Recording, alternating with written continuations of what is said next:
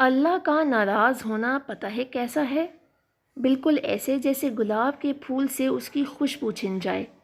جیسے کسی خوبصورت منظر سے اس کی خوبصورتی، جیسے خزاں کے موسم میں سبھی پتے جھڑ جائیں، جب نمازیں خشوع سے خالی ہو جائیں، جب دل قرآن میں نہ لگے،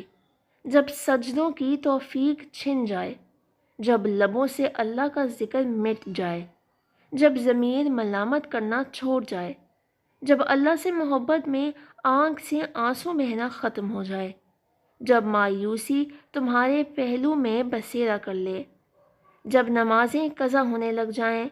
جب تم دنیا کی رنگینیوں میں کھو جاؤ،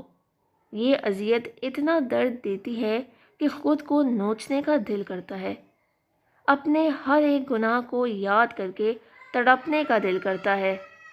اپنے کوتاہیوں پہ شرمندگی سے ہونے لگتی ہے، ان گناہوں کے بوجھ سے نکلنے کا دل کرتا ہے۔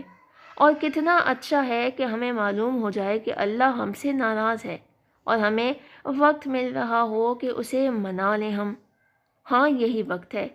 ابھی موت تک وقت ہے، منا لو اپنے اللہ کو۔ اللہ ہمیں بتاتا ہے کہ میں رحیم ہوں، کریم ہوں، تمہاری شہ رگ سے بھی زیادہ قریب ہوں،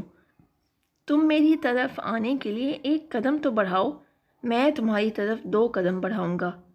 یا اللہ، یا ربی، یا رحیم، یا کریم،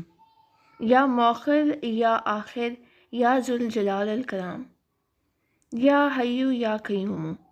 میرے دل کو شفا یابی عطا کر، میرے دل کو سکون عطا کر، میرے گناہوں کو بخش دے، میری زبان کو اپنے ذکر سے تر کر دے،